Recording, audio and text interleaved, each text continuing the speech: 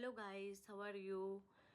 मैं आज आप लोगों को कोई एंटरटेन करने के लिए नहीं आई हूँ, उल्टा मैं आज आप लोगों से कुछ ऐसी बातें करने के लिए आई हूँ जिससे सुनने के बाद आप थोड़े से डिस्टर्ब हो सकते हैं। थोड़े से नहीं, अगर आपका मेरे जैसा मन है तो आप बहुत ज़्यादा डिस्टर्ब हो जाएंगे। तो ये बात तो 1 साल पहले की है, लेकिन वो चीज़ अभी तक ख़त्म नहीं हुई है। जिसके साथ वो सारी घटनाएं घटी है, मतलब मेरी फ्रेंड है वो, तो वो अभी भी चल ही रहा है, ठीक है। तो आज मेरी उससे बात हुई कुछ देर पहले, ये वीडियो बनाने से थोड़ी देर पहले। तो वो इतना स्ट्रगल कर रही है इन चीज़ों से निकलने के लिए कि ओ माय गॉड, ऐसा किसी के साथ नहीं होना चाहिए। दोस्तों, हुआ क्या था मैं आपको बताती हूँ। हुआ ये था कि उसकी शादी हुई थी पिछले साल, ठीक है। उसकी शादी हुई और वो अपने ससुराल गई। ससुराल जाने के बाद एक रस्म होती है जिसमें लड़की अपने मायके आती है, ओके। तो वो अपने मायके आई। हाँ, मायके आने के बाद कोई 2 दिन बाद या कोई 5 दिन बाद या कोई 7 दिन बाद अपने ससुराल वापस रिटर्न जाता है, वो रस्म करके, जिसको पद फेरा बोलते हैं आई थिंक। तो फिर बाद में वो रस्म करने के बाद वो अपने जब ससुराल गई तो फर्स्ट नाइट होती है।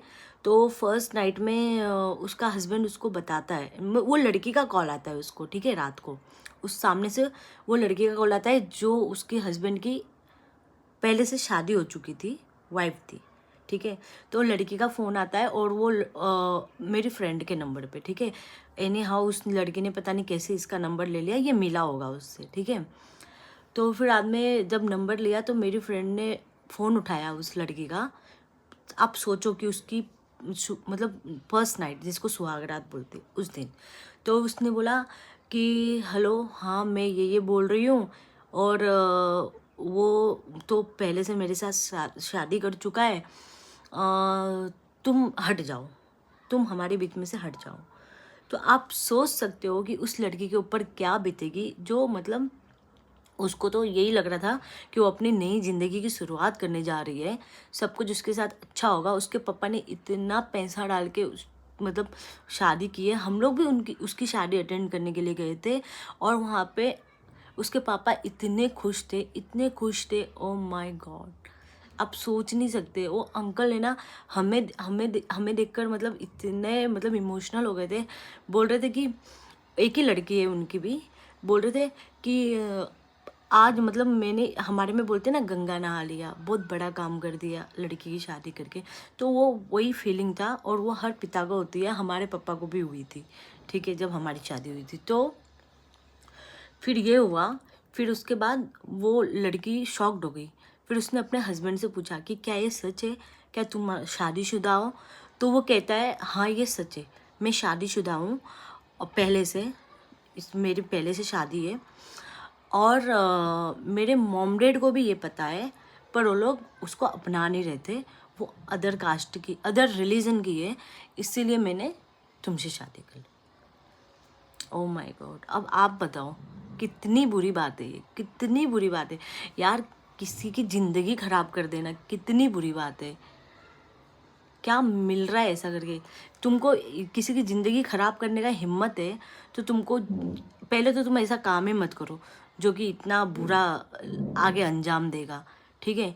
फिर बाद में वो मेरी फ्रेंड जो थी, उसने अपने सास ससुर को बोला कि क्या आप लोगों को पहले से ये पता है। तो वो लोग बोलते हैं हाँ पता तो है, लेकिन हमें लगा था शादी के बाद ये सुधर जाएगा, इसके लिए हमने कुछ नहीं बोला। और उस घर में पहले से उसकी जो जेठानियाँ थी, तो उसने उनको भी बोला क्या तुम लोग को पता था। तो उन लोगों ने बोला हमको भी पता था, और हमको भी बुरा लग रहा है अभी तुम्हारे साथ ऐसा हुआ। तो आप मेरे को एक बात बताओ, कोई लड़की आपके घर में आ रही है ना, आप उसकी जेठानी होने वाली हो या देवरानी जो भी है, आपको पहले से पता है कि वो लड़का ऐसा है, तो आपको बताना चाहिए। एटलीस्ट उस लड़की की ज़िंदगी बच जाती थी, बट ऐसा तो कुछ हुआ नहीं। तो फाइनली यहाँ पे सबसे अच्छी बात ये हुई ना कि जब उसने अपने पापा को बताई ये बात, पापा और भाइयों को, तो उन लोगों ने बोला बेटा तू टेंशन मत कर, तू हमारे लिए जैसे पहली थी वैसे ही अभी भी है, तो आ जा। ये सबसे अच्छी बात हुई।